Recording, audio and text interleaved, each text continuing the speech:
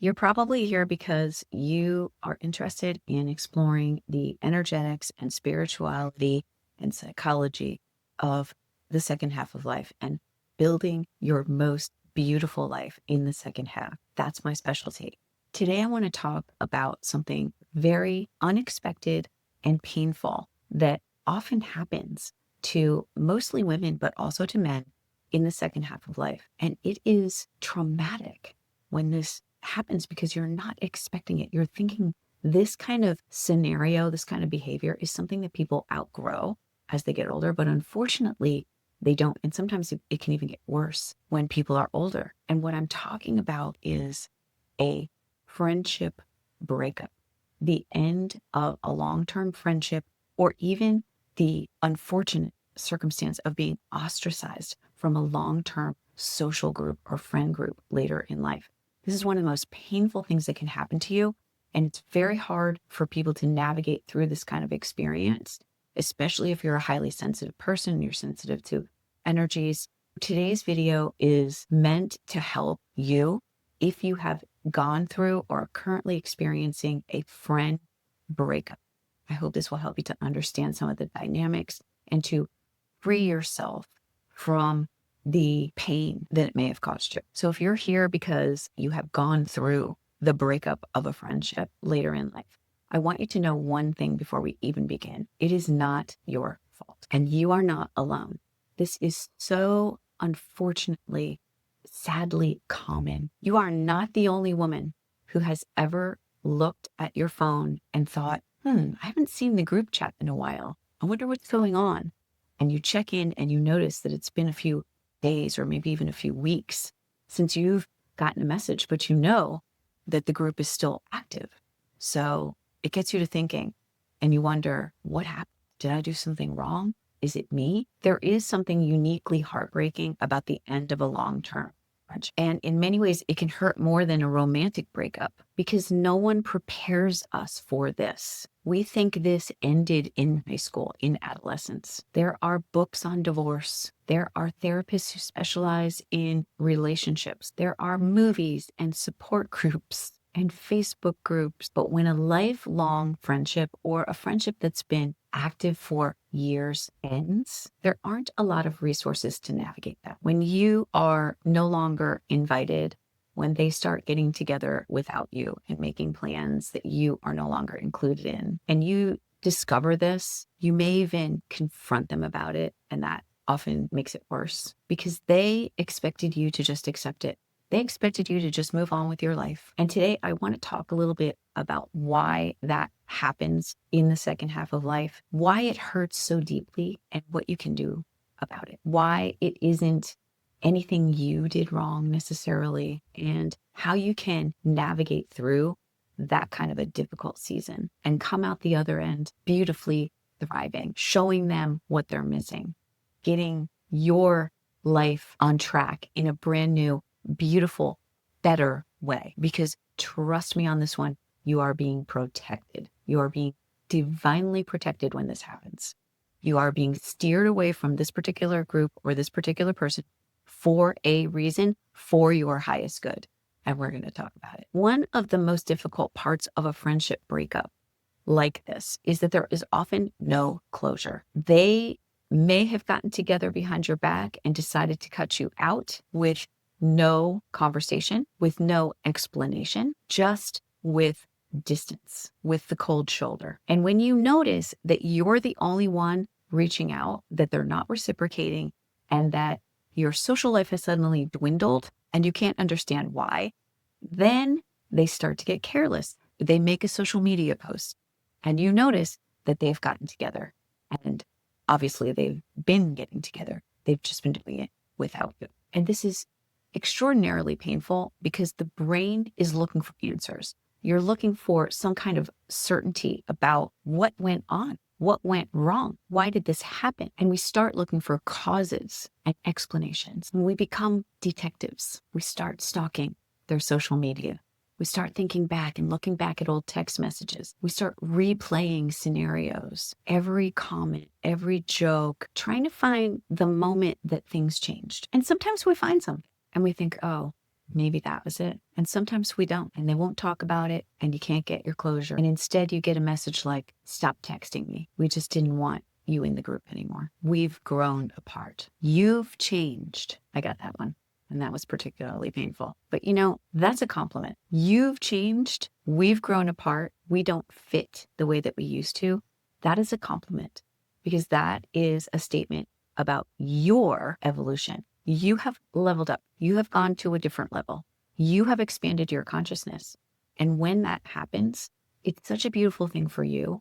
But unfortunately, it does shake things up in your environment and in your relationships. So it's very important to learn the lesson that relationships don't necessarily end because anyone has done anything wrong. Sometimes people are just going in different directions. And that sounds simple. And when you're living through it, it feels devastating. I get that. I have been through it and it crushed me at the time. I'm grateful for it now. I see it as a blessing now that I am no longer in this group with those people, because I see what they're doing to other people. I see how they're behaving, and it is not something I want to be a part of anymore. And you might realize that these were really never your friends. Maybe they were just your drinking buddies. Maybe they were just there because your kids were sharing a stage of life together. And they weren't true friends, because true friends want to work to continue to strengthen their relationships, especially when we are over 40, over 50 and beyond. Our friendships traditionally have revolved around stages of life. We have a group of friends when our kids are in school. We have a group of friends for the sports. We have a group of friends for the church. We have a group of friends for this, a group of friends for that, maybe the neighborhood, whatever it is. And you develop relationships with those adults in those situations. But things are constantly changing and shifting in life. Your kids grow up, they move, they change their interests. And maybe they don't want to play that sport anymore or do that activity anymore. Maybe your job changes and you move. Your career's shifting. Your interests are shifting. You have new interests. You're not doing the same things you were doing. Maybe you get into fitness, maybe you get into food, maybe you get into a hobby. And as you move through time, retirement is looming on the horizon. You're thinking about where you want to put down new roots, because maybe you're looking for more sunshine, or you're looking for more support in a community of people similar to your age. There's so many different things that can play out, because there's so many things changing and evolving in life. The greatest lie we've ever been told is that people do not change. People change. People change all the time. You are changing right now. And if you haven't changed, imagine if you hadn't changed, how stagnant that would be, how disinteresting, how boring that would be if everybody just stayed the same, looked the same forever, did the same things forever. No, thank you. I want to change. I want to evolve. I want to get better.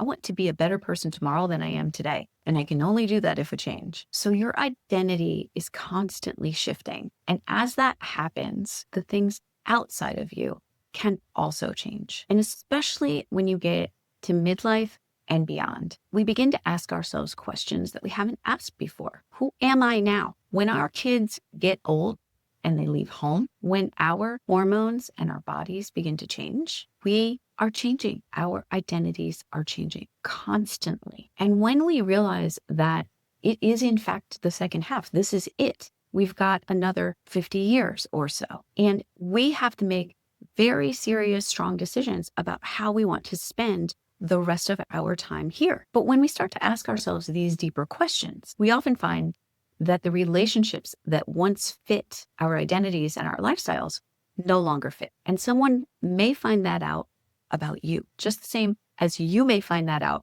about someone else. It works both ways, because you have become a different person and everyone around you has also become a different person. And that's the way it's supposed to be. That's the way it's supposed to work. Things have a way of sorting themselves out, and you have to allow that to happen without resistance so that you can be free to be the best version of you. One of the biggest misconceptions of friendships is that if a friendship doesn't last forever, that it wasn't genuine. It wasn't real. That wasn't a true friend. True friends are true blue. They are forever. But that's not actually how human relationships work. If you look at the span of your life and all the relationships that you've had that have begun and ended, there are thousands of them. Some friendships are built only around geography. Some are built only around an interest, a fleeting interest that you have for a short period of time. Maybe you lived in the same neighborhood. Maybe you went to the same school. Maybe you belonged to an organization at the same time, a club. And those were the circumstances, the outside circumstances that were holding that friendship together. But when life changes and circumstances change, friendships often change too.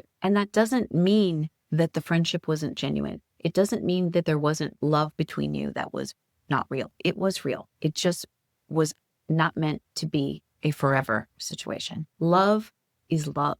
It's not diminished by time. What likely has happened is that the foundation that your relationship was built upon has shifted. And that shift might have been felt by one party before it was felt by the other. Another reason why friendships end later in life that we rarely talk about is that personal growth is not always comfortable for the people around us. If you are someone who has started to set firmer boundaries in your life, you have decided you have different non-negotiables in your life.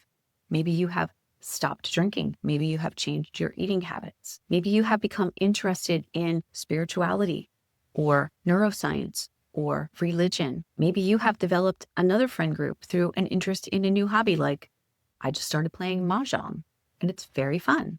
And I don't know any of these women yet. And I'm enjoying exploring new connections. Maybe over time you've become calmer. You've decided that peace is something you hold as a high priority in your life. You want less drama. You don't want to get involved in gossip. You don't want to sit around getting drunk and talking about other people. Maybe you're less reactive to things like world events and you don't want to sit around complaining about what's wrong with the world. Maybe you are more intentional about the way you are living and the way you are curating your life and building beauty around you. And maybe the friends that you have fallen out with don't value those same things. Maybe they like their old ways and they don't want to change yet. They're not ready. And you have ascended. You have grown. That can be uncomfortable for people. Sometimes people don't like that, and we cannot take everyone with us to our next level. And when that happens, when a person changes in that way, the relationship changes, because oftentimes your growth will be a mirror to the other person, reminding them of who they are not becoming. It can make them uncomfortable. It can make them feel less than, and then that can cause them to experience a level of hurt or shame or guilt that they then take out on you, because hurt people hurt people. So instead of growing together, they distance themselves or they push you out forcefully. And there's another possibility that's equally important to talk about. Sometimes you as a person simply become more aware. For years, you may have tolerated negative behaviors, quirks, little digs, unhealthy habits, but you were busy raising your children, building a career, and taking care of everyone else. And it wasn't until later in life, when you slowed down a little bit, that you began to notice that there was something out of alignment with a relationship or with a friend group, and that maybe it represented something that you really didn't want to stand for anymore. You notice how all the conversations seemed to be about one person who wasn't in the room. You noticed that you always gave more than you received. You invited more than you had been invited. You noticed the subtle criticisms, the competition, and the lack of curiosity about your life. Nothing changed overnight, but your awareness changed over time. And awareness changes everything. And if your friendships changed because you started to honor yourself, that is not a failure. That is maturity. Now let's focus in a little bit specifically on friendship groups, because losing an entire social circle is particularly painful. Groups have dynamics, and people develop invisible roles in the group. There's often an organizer. There's the peacemaker. There's the funny one. There's the leader. There's the follower. Sometimes a group will revolve around a narcissistic personality and the others become flying monkeys.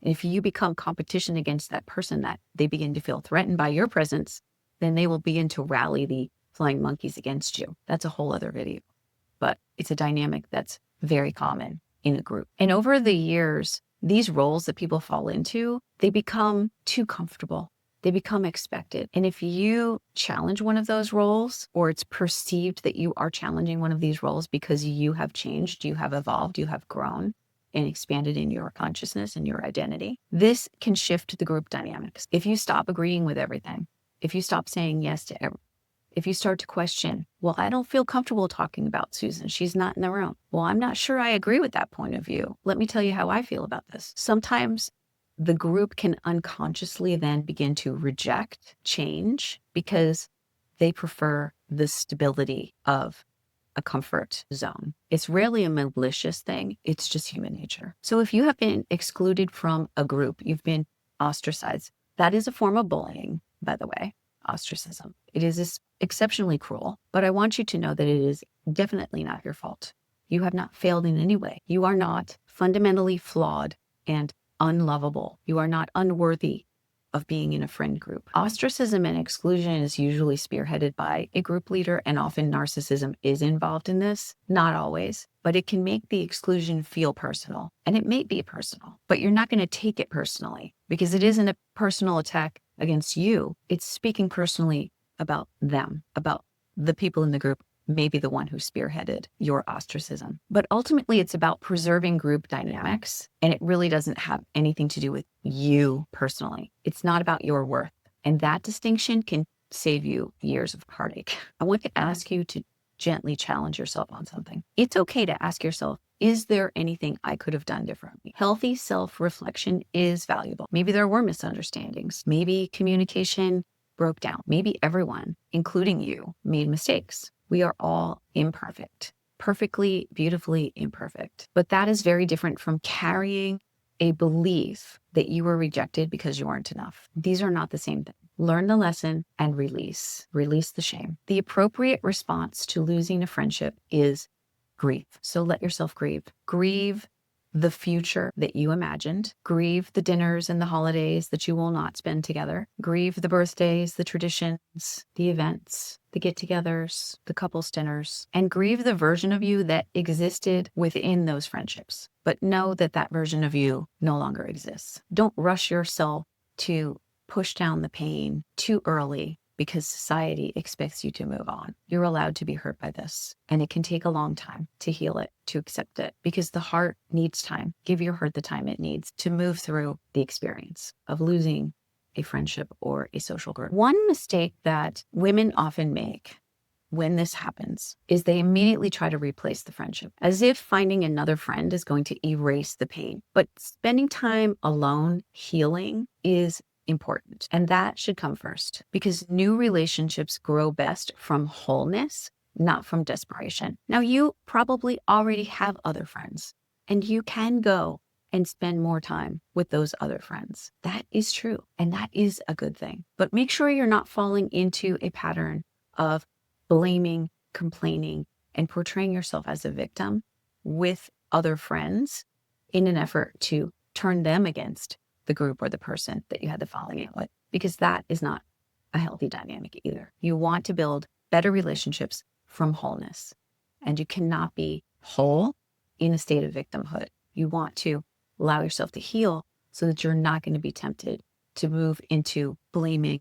shaming, complaining mode when this happens. Because what you're being offered in the absence of a friendship that you once cherished is a little bit of silence. It's a little bit of time and space and freedom. Now, this may not feel like a blessing at first, but it is a blessing. It may feel lonely at first, but remember that time and silence and peace creates the space that you need, the space to discover what lights you up. Not all space needs to be filled, and it doesn't need to be filled immediately. Space is not empty. Think of all of the microscopic particles right now in between my hands in this ball of air. It looks empty, but it's not empty. It's full. It's full of particles that you can't see. Space is there for you to be able to move around in it, to be able to think and ask questions to your higher self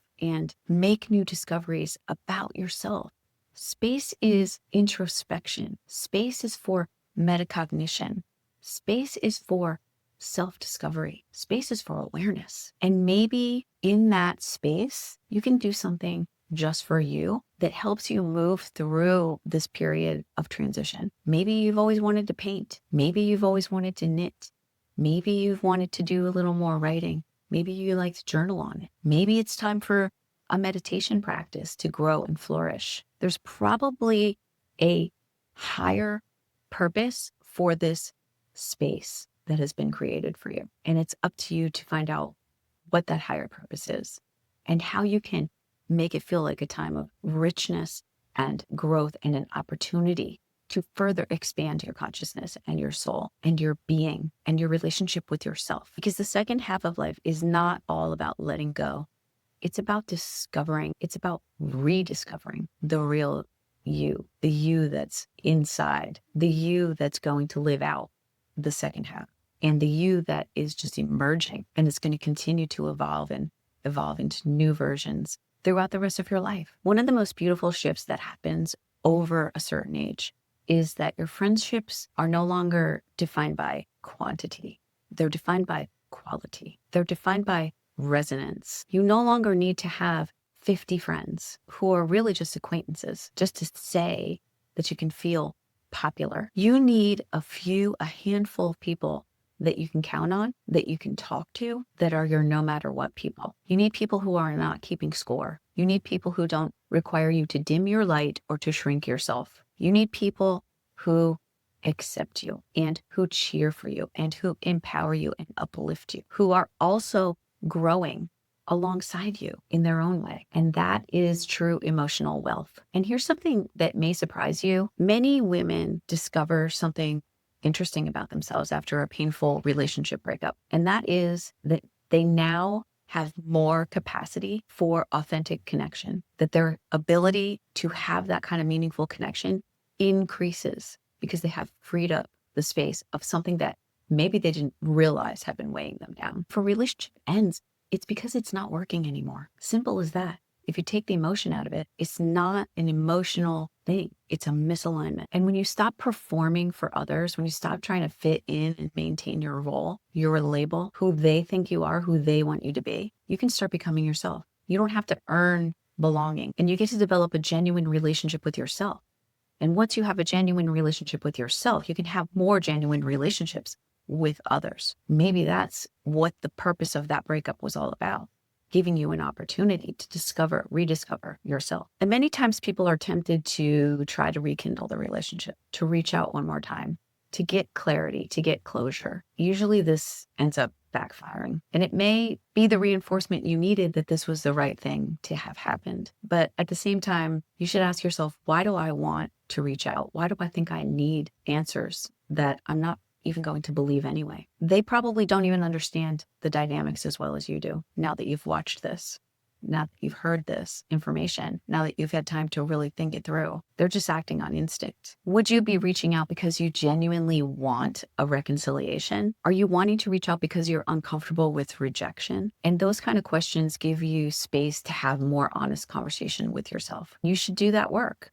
You should do that shadow work because it's triggering something in you that needs to be addressed. And sometimes that's the purpose of the breakup, so that it can show you the place where you need to do the work, because it's all about us. It's all about the self. It's all about you. It's not about them. And especially if someone repeatedly shows that they no longer wish to continue a relationship with you, just leave it alone. Let it be, respect their decision, and reframe it as a blessing. You're being protected from something. You're being guided in a different direction for a reason, for your highest good. You're lucky that you're no longer friends with them. And it will still hurt, but you are maintaining your dignity. You are moving with grace because love does not require chasing, and neither does friendship. One of the greatest lessons of the second half of life is recognizing that endings create space. Endings are actually opportunities for new beginnings. And nature is teaching us this constantly. Trees let go of their leaves. Gardens have to be pruned before new growth appears. The sunset is not the end of the light. It is the beginning of a brand new day. It's just signaling the beginning of another cycle. And your life works much in the same way. Think about all the cycles that have begun and ended all throughout your life. It's ongoing. It's the way It works. It's the circle of life. Maybe this friendship existed only to carry you through one chapter, not the entire book. And maybe the next chapter requires different companions and a different version of you. It requires people who align with who you are becoming, not who you used to be. And if you're still hurting today, I want you to remember a few simple truths. You are allowed to miss people and still move forward. You are allowed to still love someone who is no longer a part of your life. You are allowed to feel sadness without believing that your life is completely broken. And you are allowed to become someone entirely new any moment. Sometimes the greatest act of courage isn't repairing every relationship. You can only fix a broken car so many times before it has to go to the scrapyard. Sometimes it's about accepting that some relationships have completed their purpose. And that doesn't erase the memories, it honors them. Not every ending is a failure. Some endings are simply transitions into a more authentic life. So if you are in this season, please be patient with yourself. Healing isn't measured by how quickly you stop crying. It's measured by how gently you begin living again. One walk, one conversation, one meditation video, one new experience, one conversation, one quiet morning while you exercise. Not because you've forgotten, but because you've learned how to trust life again. The second half of life asks us different questions than the first half.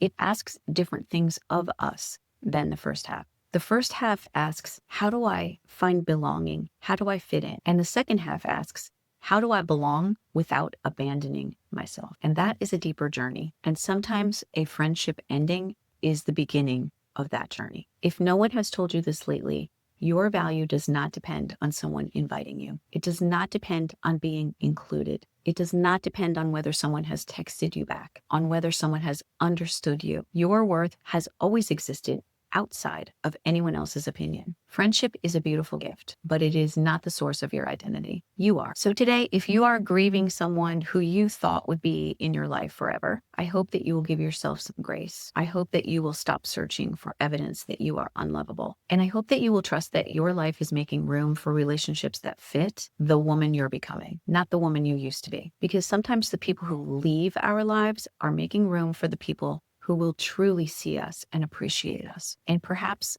most importantly, they're making room for us to see and appreciate ourselves. Thank you so much for spending time with me today. If this message resonated with you, subscribe to the channel, and I'd love to hear about your thoughts or reactions in the comments. So many women carry this kind of grief or shame of rejection in their lives, and your comments, your story might help someone else who's reading it much more than you realize. It might help someone realize they're not alone. Take good care of yourself. And remember, the end of one chapter is never the end of your story.